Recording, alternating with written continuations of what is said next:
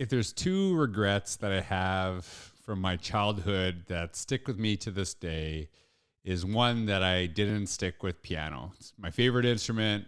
One of my favorite artists is Ben Folds. I love hearing piano, and I know that I can learn this at any time. I can embrace this, and I've actually thought about taking lessons at this age, but I wish I wouldn't have quit. And a little bit of me wishes my parents wouldn't allow me to quit. And so that's something I always think about. But the second thing is that I wish I would have learned Greek. As a kid growing up in a small town in Canada, we were the only Greek family in the entire town. And I actually remember my mom speaking to me in Greek sometimes. And immediately I would say, don't talk to me in Greek.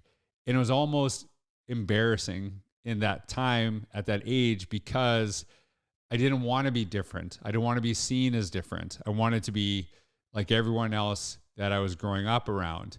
And now looking back, how important it is for me, for my own kids, to learn about the history of their family, embrace the opportunities. And I wish I would have learned that. I wish my parents would have said, no, you're learning this. And it always, when I talk about building on the strengths and passions of kids, I think that's really important aspect of our lives. But I also think sometimes we should teach kids things that they might not see as beneficial to them today, but will serve them in the future. And it's finding that balance of exposing our students to things that they might not know they eventually will become interested in. And so sometimes I wish my parents would have done this. And I thought a lot about this when I was speaking to George Ferro, who is assistant superintendent in Whitman-Hanson. I am so blessed to be able to join him and his school district in the very near future. And we're talking about some of those opportunities and really embracing the opportunities to learn from others, people that didn't necessarily grow up in our communities, but bring so many gifts and talents, and that how important it is to highlight that we all learn from each other, and how much of a difference that would have made for me as a kid to want to see that there is opportunity in learning from my family's culture, from my family's language, how important that was to me. So it really stuck with me. And I talk a little bit about that with George in the podcast. It was a really great opportunity to have a conversation. We talked about education, talked a little sports, even a little wrestling, which I was kind of shocked at. But it was a great conversation. I hope you enjoy it. Welcome back to another episode of the Innovators Mindset Podcast.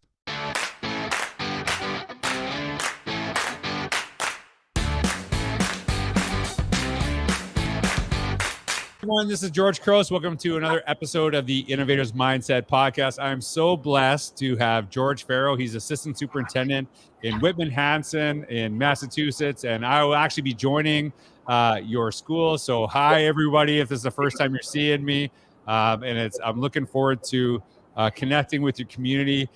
George has not only been in education for, you said, 29 years. Correct. He's a hardcore sports fan. I found out he's a wrestling fan from back in the day. That was like my favorite thing as a kid. I'm gonna give you a wrestling question at the end of the podcast. So I gotta see how much you know, right? Because I grew up in. Do you know Stampede? And I should ask this right now. Do you know Stampede wrestling? Do you remember Stampede? This is like Canadian wrestling, right? Yeah. Like, it's out of Calgary. Owen Hart, Bret Hart. All And then Blackjack Mulligan moved into it. For a while, and I took the senior Funk guy with him, Dory Funk, maybe Dory Funk Senior. He took with him for a little while. I gotta stop it, man. I'm gonna talk. I cannot believe how much wrestling you know. This is amazing, right? Yeah. All right, so George, it is awesome to talk to you. I love the personal connections you have. I think that's a really big thing for me in education, is that we know people on different level, beyond education. So I really love connecting with you. But George, if you could just kind of introduce yourself, tell us who you are, what you do today, how you got there. It's a great place to start. Sure. Again, my name is George Ferro. I've been in education now since 1992, 93 when I graduated college. I started out as a high school guy. I quickly realized that the middle school is where it's at, because I think in my mind I'm forever a 12-year-old. So I did. I did just about 20 years, 22 years in between teaching and assistant principal and principal in middle school, and this is the end of my 5th year as an assistant superintendent. I moved my family to Whitman, where I currently work in Whitman-Hanson, because at a young age, when I became the principal, I was missing out on some of their young stuff, and I still like to coach, and I wanted to see them. So my wife and I made the decision to move here, and so I was able to have my children at least go through middle school with me. That was a great experience, and now my boy is graduated college, and my daughter is in college still. But it's been a great experience, and education is the last best chance we have for society. So we have to make sure we get it right, and we have to make sure not the academics as much, but the relationships and how people need to act and what they need to do to be productive in society. Well, that's my parents were immigrants to Canada, didn't have like a formal education. My mom went to grade 6, my dad went to grade 2, and that was it for them, right?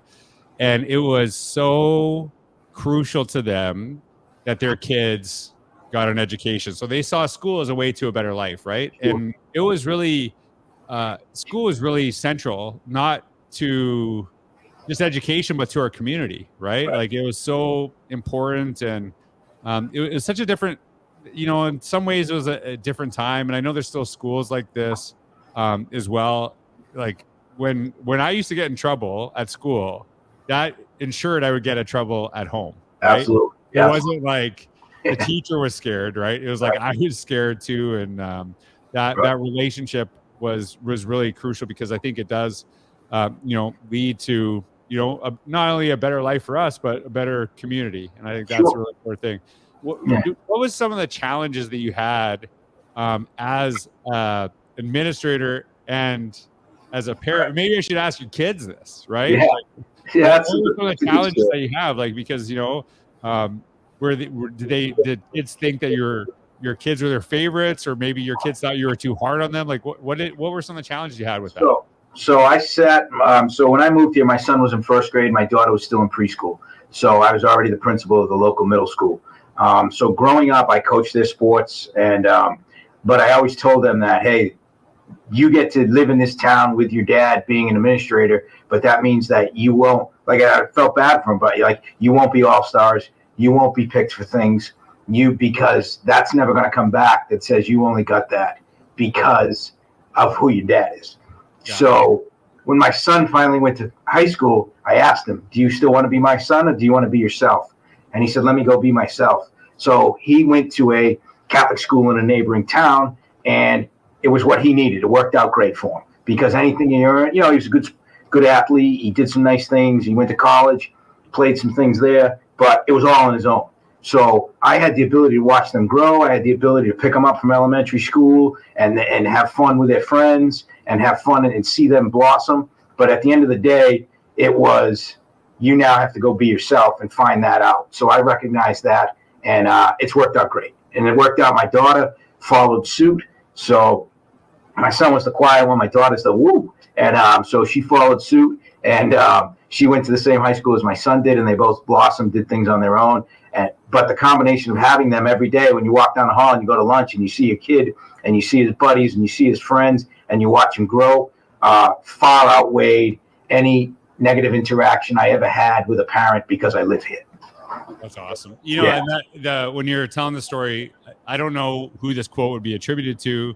I don't know if it's just a saying, but it's that idea of, like, you don't prepare the road for the child, you prepare the child for the road, right? Correct. And it's that, kind of when you're talking to your son, him saying that, and then your daughter following suit, that's a really powerful thing. What did you find is, like, when you transitioned from high school to middle school, what was one of the biggest changes for you going through that process? So I grew up thinking that it would be high school and I'd be the high school coach, and that was it. And I thought that I could relate to those people, so those kids, and I did. However, when I got to middle school, I would always say two things. I would always say that middle school is the last best chance for a kid. And the reason why I say that is because if you look at the adolescent developmental structure of a child, they usually go into, let's say, 6th grade, where their moms and dads and their significant others and their guardians want them to still be friends with everybody. So 6th grade is, I'm friends with everybody. You then get into 7th grade, you start to develop your own identity. You start to say, maybe I like these kids better than those kids, or maybe those kids are bad and mean and I don't want to sit with them. So you start to struggle. And then when you get to 8th grade, you usually have your well-defined friend group, and then there's only infighting with them. But by the time you leave 14 years old, about when you leave 8th grade, you have all those qualities that make you usually who you are, and they're pretty much solidified. So the role of the middle school educator, or the role of adults in middle school, is to make sure kids always have an adult they can talk to, is to make sure you guide them through the adolescent changes, but it's also to try to instill in them the things like personal responsibility, respect, caring, and all of those pieces, and how to work together, so that as they get older, that can already be embedded. And then in the high school, you improve upon what you have.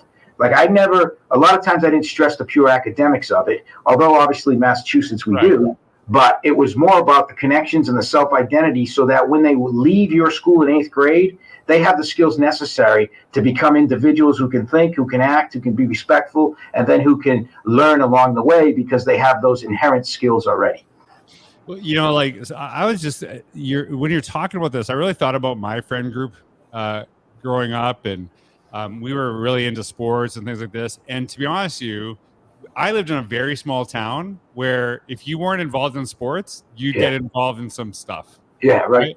Because there's not much to do, right? So you're kind of limited with that. And a lot of times growing up in this small town, a lot of people, that were my age in high school, middle school, they'd go drinking. Yeah. And it wasn't that I was deciding between drinking and playing sports. I never even had the option. Like, it wasn't even a thing, because I didn't even really know that was going on, because we were always, at tournaments, things like that. And it shaped a lot of who I am today. And it's weird because you watch a lot of shows, you talk to a lot of people, and a lot of stuff that is issues with us as adults is stuff that happened when we were kids, and it still comes up too, right? And that's I was just thinking about that. Have you ever seen the show? If you've never seen the show, I bet you'd love it. Cobra Kai. Have you ever seen Cobra Kai? Yeah. It's hilarious because it's kind of like there's a show in Canada called Degrassi, and it's like Degrassi with karate. Yeah, right. And so, but the big characters are obviously, Daniel LaRusso and Johnny from the original Karate Kid. Yeah. And you can see, like, they both have issues from their childhood and stuff like that too, from when they were that. I love that show. I don't know. It's like a little Cobra Kai. We gotta hang out, man. Wrestling, Cobra Kai. Look at all this stuff. That's hilarious. All right, so I know. So I'm coming to Whitman Hatson, and you and I, when we were talking and planning for the show today, you talked about a lot about a lot of changes that have happened in your community, and really the opportunities that come from that. So talk a little bit about that. What does that look like? Sure. So in Whitman Hatson now, we have the biggest thing I think we have is that we have a changing student population.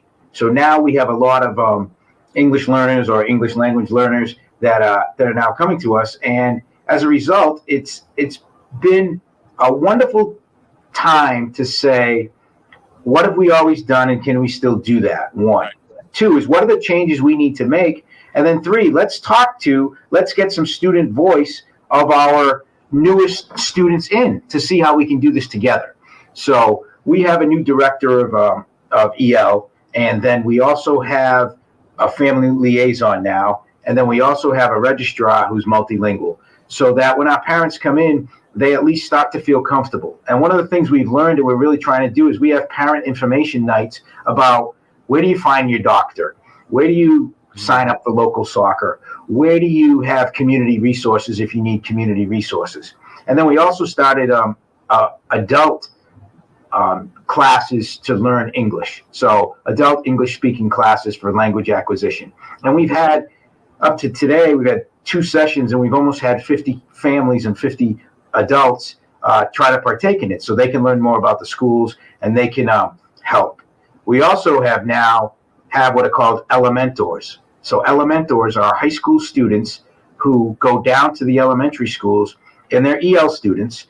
So they then go work with our youngest EL students, so that those students can see role models, can have a bond, and then they can try to have like experiences as they move through this new culture they're in. Because we have students that speak very little to no English, and we have students that have now learned at least enough English in our former EL students. We call them FELs. But it really has brought a unique perspective to the adults because there's been some lumps.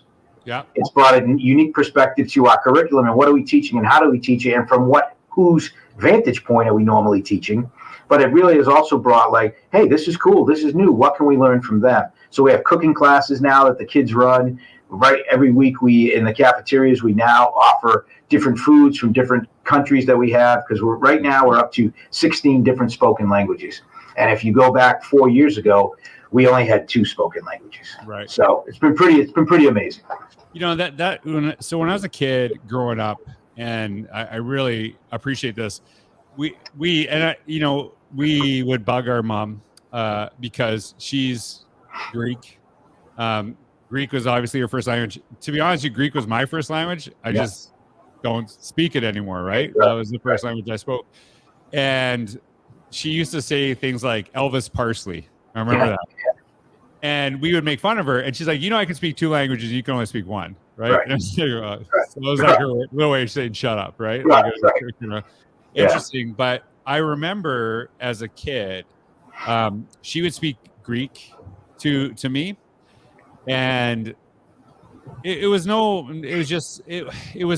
like fault of the community in the sense that it wasn't like people made fun of me because my parents spoke Greek, but we just didn't really see that anywhere else. So I remember saying to her, like, don't talk Greek to us. Like, don't talk Greek, right? You got to like speak English to us because it was like embarrassing because it wasn't actually highlighted. It wasn't actually embraced. It wasn't discouraged, but it wasn't, so it was kind of like, I want to just kind of fit in. I just want to be like everybody else.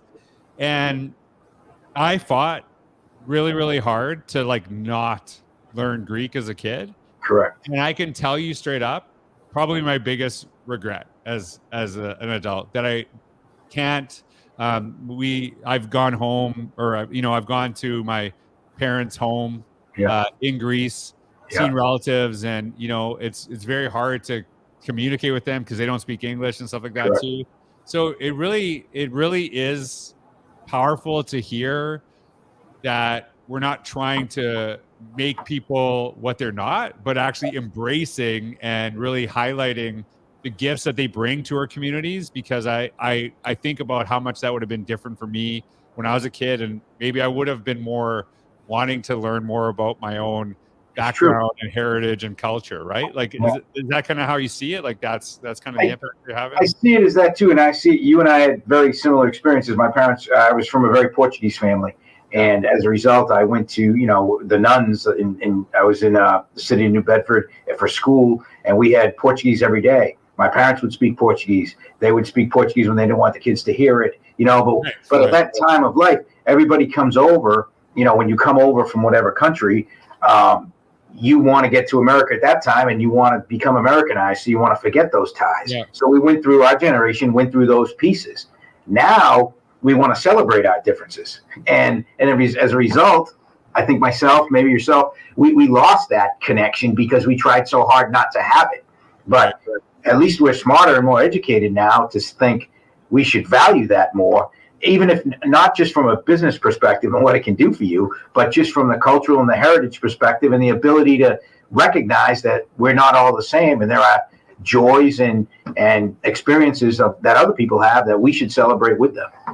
Yeah, and like that's actually like my dad obviously passed years ago, and I feel like it's me when I really talk, with my kids, and we share that culture that I grew up in, and it's funny because the stuff that I used to complain about eating when I was a kid, I would like die for now, right? Like, give me some baklava, give me some saganaki and like all this other stuff. And I'm like, we're having lamb again. Like, it's like we were just complaining about it. Now it's like a delicacy, right? So, it's like, it's really important to me that my kids know like where our families came from and their experiences and what that looked like. And, and obviously create their own pathway forward as you did with your own kids. So I get to join you all in August. So tell me that day, if I'm successful that day, what would that look like to you? If you're successful that day, that'll look like that people want to, they're happy, they're energized, they're getting connected, and they're receiving a message that sets them up to go start.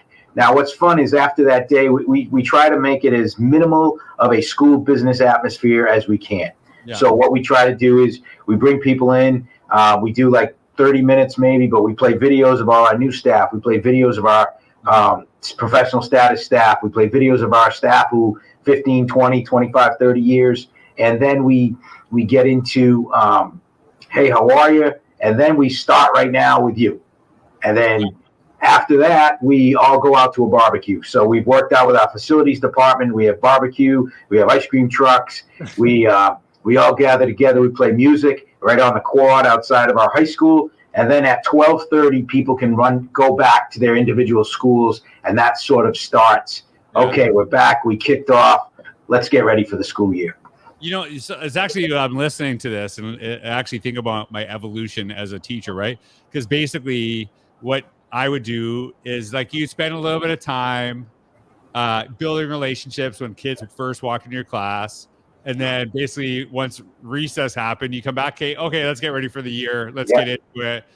And then later we'd spend like the first week getting to know each other. Oh yeah. Like the disconnect for, you know, a lot of people would be like, well, you got so much curriculum to cover, you know, like all that time you're wasting, instructional time. I'm like, but the reality of it is because we built a relationship, we have trust in one another, we're actually getting everything done quicker. Correct. And it kind of gets into that notion of speed of trust. So as you're talking about that, you know, I love that because I think more and more school districts would benefit from not getting into the weeds and the stuff, you know, like the business stuff right away. Correct. And, you know, like, hey, you got to take this training and all this other stuff, but really just getting people excited about the year, giving them some time. And so I absolutely love that. Okay. All right. Now this is the last question I'm going to ask you. As a kid, who's your wrestler? Who's your guy? I got to ask this question. Who is like your favorite wrestler of all time? Okay. I think the favorite wrestler of all time. Okay. I have two. All right. So if I go to Georgia Championship Wrestling, it's definitely Wildfire Tommy Rich. Tommy Rich. Okay. Tommy Rich. All right. If I go to the WWF aspect of it, I love the Iron Sheik. He was the greatest. He just passed away. Do you know this? Passed away last night or the day before, right? Yeah. Yeah. And I think I love him because a longtime friend who I had met in kindergarten, I'm still very friendly with, as we got older, would always put quotes and would always put little pieces about the Iron Sheik says. He's got a great Instagram. Right. And so we'd relive all the famous, whether it's against Don Morocco, Snuka, all those guys. Right. We'd relive it. So I think I'd have to say it was probably Wildfire Tommy Rich and then the Iron Sheik. I was a big Macho Man guy. Of course. I love Macho Man. Yeah. And like this, do you remember Paul Orndorff? Do you remember Paul? Oh yeah. Yeah. Yeah. So I remember this. Like it's such like looking back at the time because it was Saturday morning. Yeah. It had that 1 hour. It was all terrible matches except for the end. And I remember Hulk Hogan, Paul Orndorff turned good. Yeah. Him and Hulk Hogan were in a match together. They're friends. And then at the end, Paul Orndorff like clotheslines him and then he pile drives him into the cement. And I was not a fan of Hulk Hogan. It's like anyone who didn't go against Hulk Hogan, like, which is kind of interesting. And like, and then like getting on the phone one person at a time, right? Not like talking about the internet. It's just such a weird time. And like, that's. Do you remember when Michael Hayes dressed up as Santa Claus? When he was with the Freebirds and nobody really knew, and then he just went bananas. That was outstanding. Oh yeah, that was a very different time, right? And I grew up in that, and I was obsessed. Yeah, magazines, stuff like that too. That's oh my god. Well, hey George, it was awesome connecting with you. I honestly can't wait to join your school district and be a part of that day. So thanks so much for having me. Thanks for taking time. I know you're filming this at the end of the year. It's super busy time. So I appreciate you, but I can't wait to meet your entire staff. So I'm all right. My pleasure. Thank you so much. We'll see you soon. And thanks everyone for listening. I hope you have a wonderful day.